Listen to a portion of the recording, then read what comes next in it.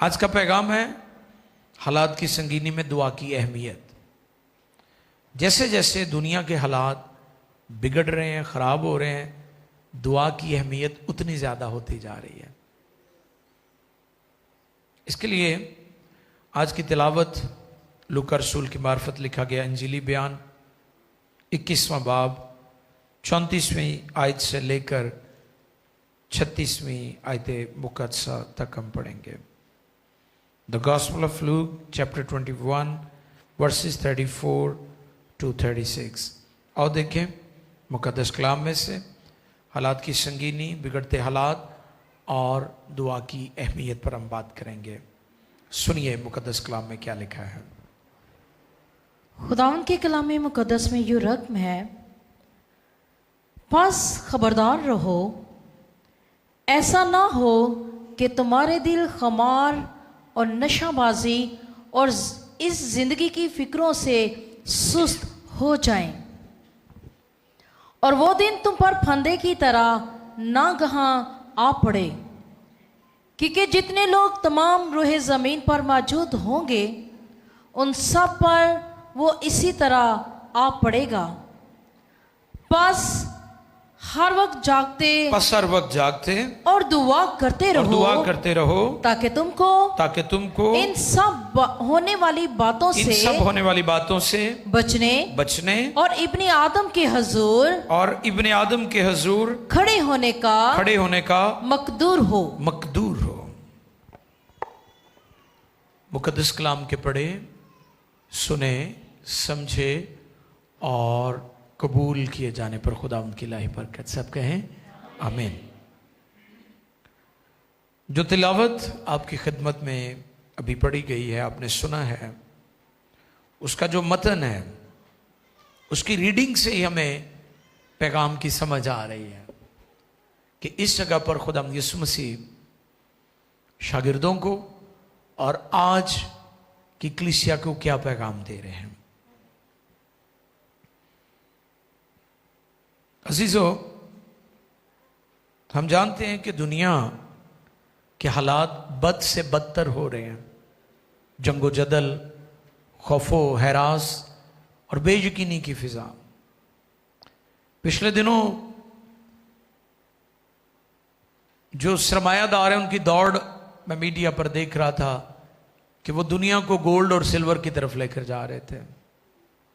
फिर चंद ही दिनों में पता चला कि वो भी क्लैप्स हो गया। यानी दुनिया की जो हालत है वो नापायदार है, शेकिंग पोजीशन में रहती दुनिया को जुम्बश है, लेकिन हमारा खुदा कादर मुतलिक है, उसे कभी जुम्बश नहीं है। ये दुनिया नापायदार है, इसके हालात, इसकी इकॉनमी, दुनिया के बादशाह, वो सुपर पावर्स हो या दुनिया के आम ममालिक हो, वो कभी भी शेक हो सकते हैं। तो इन सारे हालात में ये पैगाम जो है ये बड़ा खास है, क्योंकि ये पैगाम हमें, ये मैसेज हमें दिया जा रहा है कि हमने इन हालात में ज्यादा दुआ करनी है, वरना यहां पर लफ्ज खुमार का जिक्र है। खुमार समझते हैं? हाँ जी, खुमार चढ़ा हुआ है जी, इसे दौलत का खुमार है, इसे ओहदे का खुमार है, इसे अपनी पोजीशन का खुमार है, और आगे नशे का भी जिक्र है।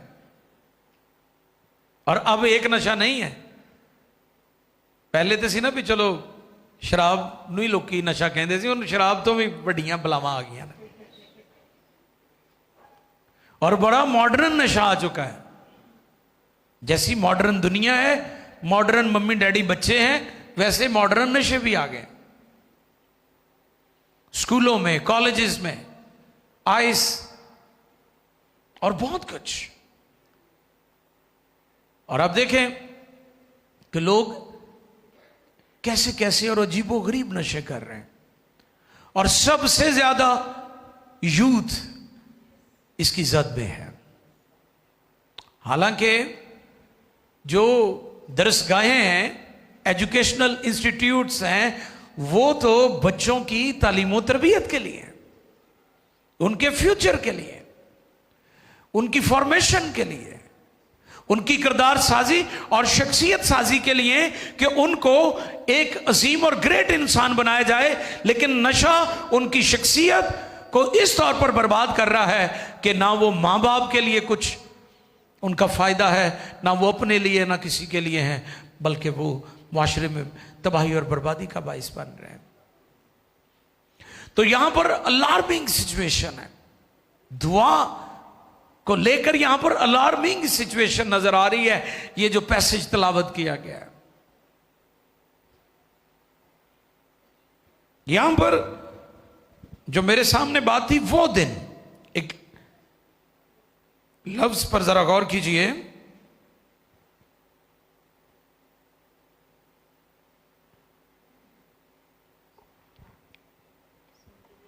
चौंतीसवीं आयत में लिखा है, इस जिंदगी की फिक्रों से सुस्त हो जाएं और वो दिन तुम पर फंदे की तरह, वो दिन, इसकी तरफ थोड़ी सी तवज्जो आपकी चाहिए। वो दिन कौन सा दिन? जजमेंट का दिन, अदालत का दिन, यीशु मसीह की आमदसानी का दिन। और मैं जब भी यीशु मसीह की आमदसानी की, सेकंड कमिंग की बात होती है, तो मैं इस पर बहुत जोर देता हूं, जो था, जो है और जो आने वाला है, वो मेरा यीशु है, कोई और नहीं है दुनिया में। दुनिया कौमों के लिए एक ही उम्मीद है, एक ही उम्मीद है, और वो यीशु है और उसके अलावा कोई और नहीं है। तो उम्मीद तो फिर यीशु है ना, जड़ा आने वाला है। जो चले गए अब वो नहीं आएंगे। दुनिया को जान लेने की जरूरत है, जो आने वाला है वो कलमा खुदा ना के बाइबल, बल्कि दुनिया के अदियान इस बात पर ईमान रखते हैं कि यीशु दोबारा आने वाला है। दुनिया के नजरियात मुख्तलिफ हो सकते हैं। दुनिया कहती है कि वो मसलूब नहीं हुआ था, लेकिन बाइबल, इंजील जो हमारे ईमान की बुनियाद है, मैं अक्सर कहता हूं कि हमारे ईमान की बुनियाद लोगों के जज्बात और लोगों की तनकीद नहीं है। इसलिए परेशान ना होया करो, वो भाई साहब आ वीडियो वेखो, कई मैंने भेजणगे सर आ वेखो, वो की वेखना सी, असते बाइबल में वेखना है ना। हालेलुया। हमारे लिए जो बुनियाद है, जो फाउंडेशन है, वो खुदा का कलाम है। यीशु मसीह कंवारी से पैदा हुआ और फिर यीशु मसीह ने पैंतुस पिलातुस की हुकूमत में दुख उठाया, लोगों के लिए इस्तेमाल हुई है। किन के लिए? जिन्हें निजात मिल गई है। खुदा की बादशाही में गैर निजात याफ्ता शख्स की कोई गुंजाइश नहीं है। वो किसी भी मिशन, किसी भी डिनोमिनेशन से हो, किसी भी बड़े घराने में पैदा हुआ, जब तक वो नए सिरे से पैदा ना हो, खुदा की बादशाही में दाखिल होना दूर की बात, वो उसे देख भी नहीं सकता।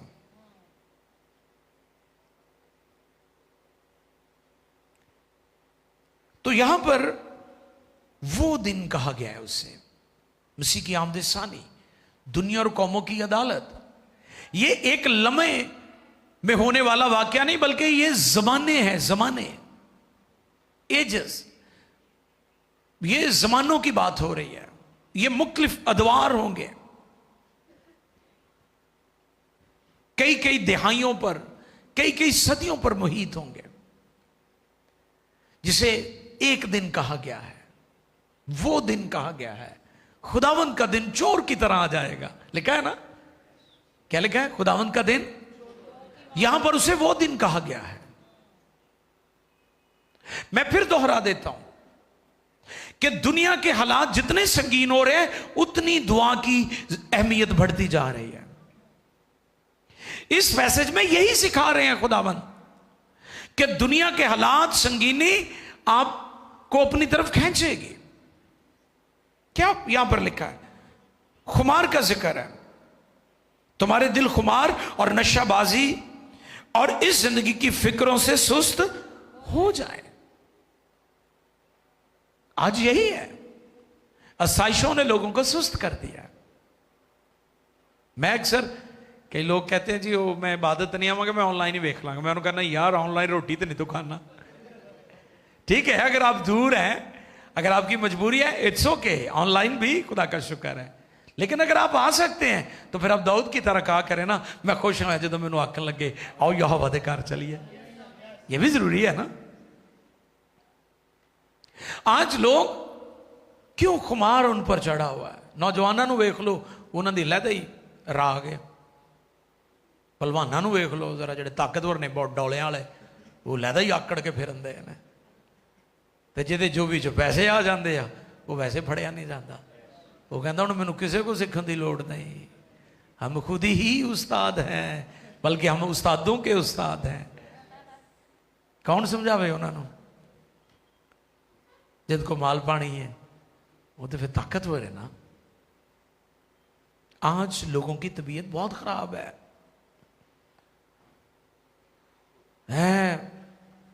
कुछ छोटी जी सरफराजी है तो पढ़े नहीं जाते, किसी ओहदे पर चले जाएं, कोई डिग्री ले लें, वीज़ा ला के जाए, वो ही नहीं पढ़े जाते। वो कई सानू पहले पूछते होंगे सी जी, वो फलां दस्यो मुल्क के बारे तो एक बार आप ही होना तो सानू सबक पढ़ाते हैं। कहना बहुत अच्छे भाई, साड़ी बिल्ली सानू में आऊँ, खुमार ही है ना, एवं तबीयत खराब। मैं कहता हूँ जैसे जैसे आप बढ़ रहे हैं, तरक्की कर रहे हैं, बरकत आ रही है, शोहरत आ रही है, वैसे वैसे हलीम होते जाए। ये इंजील ने हमें सिखाया है। यसु मसीह मालिक था, खुदावन था, शागिर्दों के पांव धो रहा था। मेरा आका ऐसा है जिसकी हम पैरवी कर रहे हैं, जिसकी हम मुनादी कर रहे हैं, जिसकी इंजील आपको सुनाई जा रही है। ये खुमार और नशा, इसने बर्बादी की है लोगों की। तकब्बुर, प्राइड, मनफी रवैया, मनफी गुफ्तगू, कीड़े कड्डन वाली सोच, हर वक्त ये खुमार है। और नशा, मैंने नशे की बात की कि नशा कई तरह का है। अब जिस भी चीज की आपको एडिक्शन है वो नशे में है। जरूरी नहीं कि आप सूटे लांदे हो तो नशा करते हो। आप रातों रात अगर मोबाइल पर बैठकर वल्गैरिटी देखने तो आप एडिक्टेड है, नशा है आपको उसका। फहाशी देख रहे हैं आप, बेहुदा चीजें आप देख रहे हैं, तो आप नशे में हैं। ये नशा कई रंग का है, कई तरह का नशा है। अब नशे की जैसे मैंने बताया बहुत इकसाम आ चुकी हैं। अपने बच्चों के लिए खबरदार हों, गौर करें, उनकी एक्टिविटीज पर नजर रखें, लाडों में उनकी बर्बादी ना करें। बेजा मोहब्बत आपकी तबाही करेगी, आपकी नस्लों की।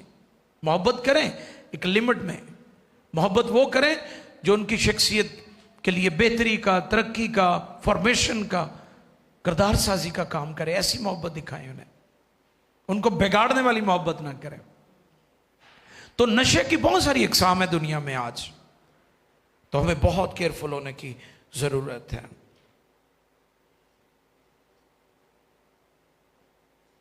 और क्या लिखा है, दुआ करते रहना, जो हमारी मरकजी आयत है 36 आयत है जी। बस हर वक्त जागते और दुआ करते रहो, बस हर वक्त जागते और दुआ करते रहो, ताकि तुम इन सब होने वाली बातों से बचने और इब्ने आदम के हुजूर खड़े होने का मकदूर हो। इन बातों से बचने, कौन सी बातें जिनका ऊपर जिक्र है, खुमार और नशे का। केड़ी शय बचाएगी तुहानू इन्हां कोलों? जागते और दुआ करते रहो। ये खुदावन ने फार्मूला में दिया है। किससे बचना कैसे है आपने, अपनी नस्लों ने कैसे बचना है, आप उन्हें साथ लेकर आया करें, चर्च लेकर आया करें। आप अपने शोहर को, बीवी को शोहर लेकर आए, शोहर बीवी को लेकर आए। कैसे बचेंगे आप इस खुमार और नशेबाजियों से, ये दुनिया और इसकी रंग रलियों से कैसे बचेंगे आप? जागते और दुआ करते रहो। और फिर अगले हिस्से में क्या है, दुआ करते रहना। यूनानी में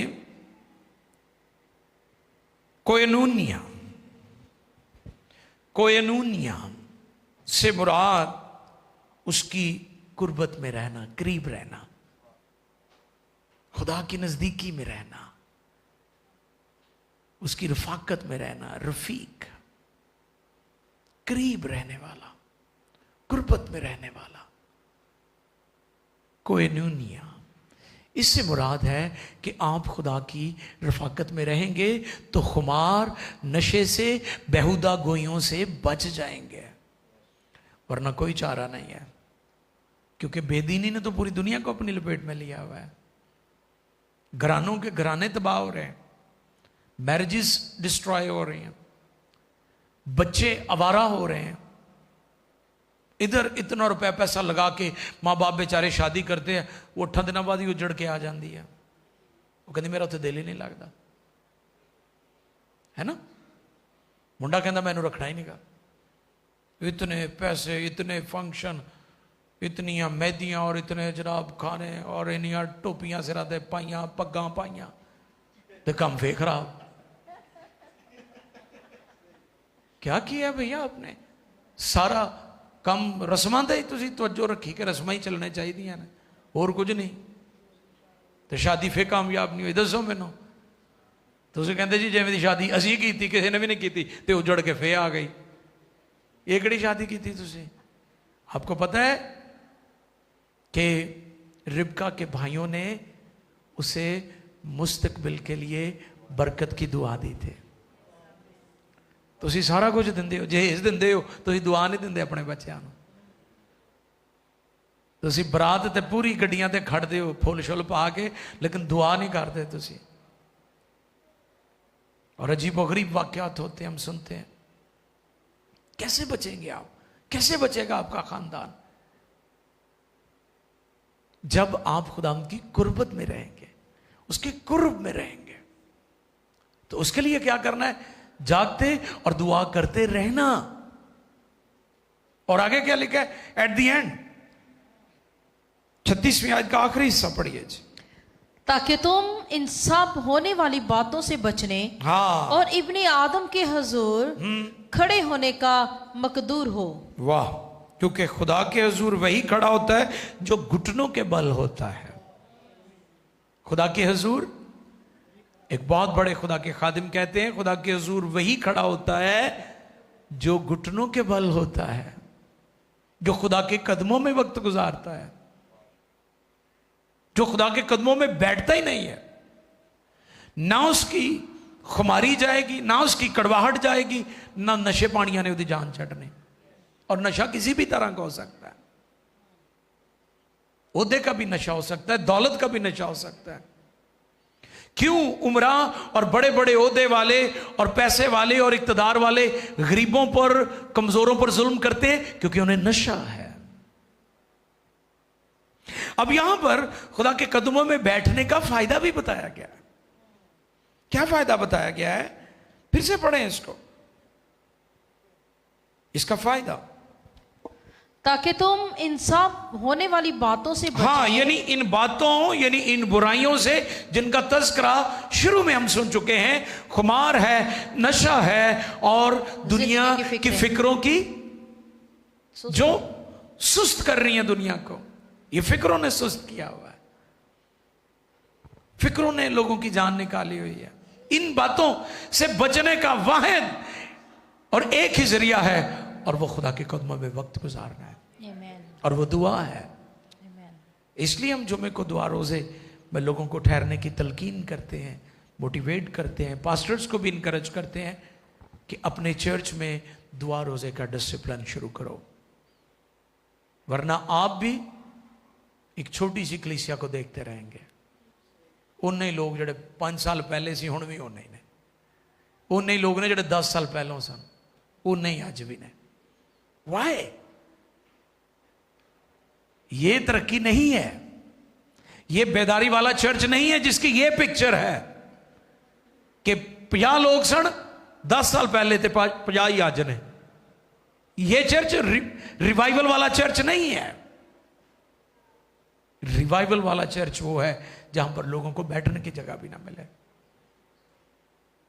तो इसलिए वो ईमानदार या कलीसियाएं जो दुआ रोजे के डिसिप्लिन में से गुजरते हैं, वो अजीब और हैरान कुन कामों को एक्सपीरियंस करते हैं। तो इसलिए यहां पर इसका फायदा भी बताया गया कि अगर हम उसके कदमों में बैठेंगे, दुआ करते और जागते रहेंगे, तो फिर हम इब्ने आदम के हजूर खड़े होने का मकदूर हो। फिर हमें ये एजाज मिलेगा, इस्तेकाक हासिल होगा कि हम उसके हजूर खड़े होंगे। इससे मुराद हम शर्मिंदा नहीं होंगे। जिमें वो बेवकूफ कंवारियां बाज खड़कांदियां रही ने, ऐ खुदावंद हमारे लिए खोल, ऐ खुदावंद हमारे, उसे खुदावंद कह रही हैं। इसका मतलब उन्हें निजात मिली थी, लेकिन थी बेवकूफ, वक्त जाया करने वाली, रुल्कुस का तेल जाया करने वाली। आज बेशुमार लोगों को रुल्कुस मिला है, लेकिन वो उसकी बेकदरी कर रहे हैं। कई साल गुजर गए, गैर जुबानों में दुआ ही नहीं की। ऐसे भी लोग हैं। मैं अक्सर पूछता हूं कि आप गैर जुबानों में दुआ करते हैं? वो जी बड़ी पहले करते सा ते की रुल्कुस हूं नहीं एक काम कर सकता है। तो इसलिए आज ये बड़ा जरूरी है। एक और हवाला हम देखते हैं, पतरस का पहला खत, 1 पीटर, पतरस का लिखा गया पहला खत, 4 बाब 7वीं आयत।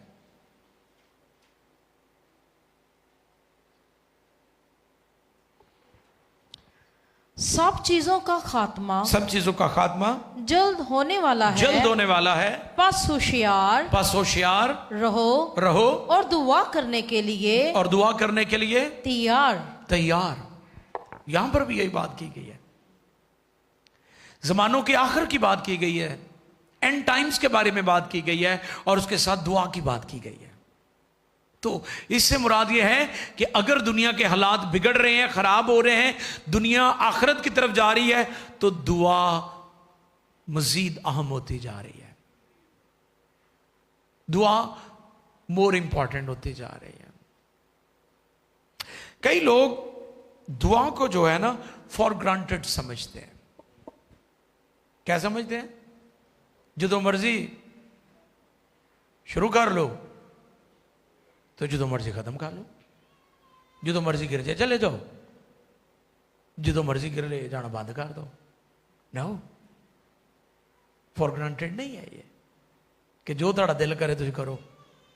घर की खेती कि मैं आपे शुरू की थी, आपे खत्म कर देते। नो, यहां पर जो हमें तालीम दी गई, लिखे वो सब चीजों का खात्मा जल्द होने वाला है। बस होशियार रहो और दुआ के लिए तैयार। कि अगर दुनिया के हालात खराब हो रहे हैं, दुनिया एंड टाइम्स की तरफ जा रही है, आखिर जमाना है, तो फिर आपकी दुआ भी स्ट्रांग होनी चाहिए। दुनिया में आज कितनी जंगोजदल है, आप देखें मिडल ईस्ट में आए दिन कोई ना कोई प्रॉब्लम हमें नजर आती है। पाकिस्तान इंडिया के हालात यकदम खराब हो जाते हैं। पूरी दुनिया में आप देखें, चाइना को देखें, रशिया को देखें, कैसे दुनिया में सियासत का खेल खेला जा रहा है। और आपको पता है अब दुनिया सुपर पावर्स और ताकतवर ममालिक के पास एटॉमिक एनर्जी और फिर हथियार और एटम बॉम्ब। अब ये लंबी लड़ाइयां नहीं होंगी कि जी कई महीने और या साल जंगों को लग जाते थे। अब मिनटों और सेकंड्स की बात होगी। तो इसलिए इंजील बाइबल हमें यह सिखाती है कि हमने अपनी आंखें खोल कर रखनी है, होशियार रहना है, बेदार रहना है। और आज हमने यह सीखा है कि हालात संगीन तर होते जा रहे हैं, हमारी दुआ स्ट्रांग होनी चाहिए। क्योंकि दुनिया और उसकी फिक्रों से हम, दुनिया के खुमार और दुनिया के नशे पानियों से हमें दुआई बचा सकती, कोई और वे नहीं है जो आज के पैगाम में है। और यही बात खुदा ने अपने शागिर्दों को भी सिखाई, और यही बात फिर रसूलों ने ईमानदारों को, कलीसिया को, आने वाले चर्चेस को भी सिखाई। और यही पैगाम आज मेरे लिए और आपके लिए भी है। मैं चाहूँगा कि दोबारा उसी हवाले को पढ़ दिया जाए और फिर हम दुआ में झुकेंगे।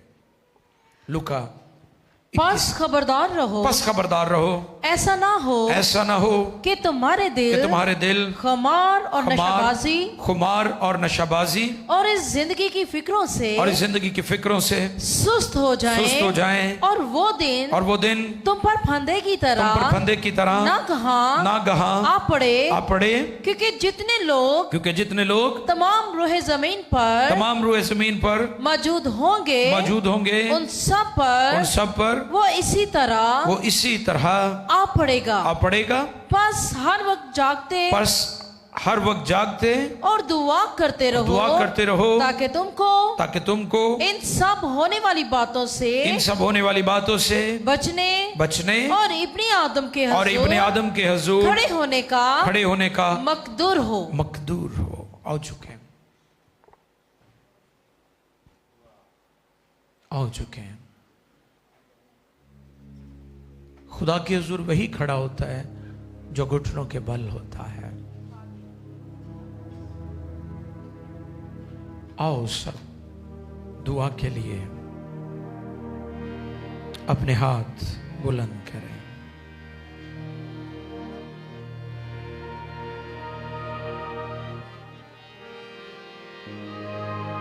Thank you, Jesus.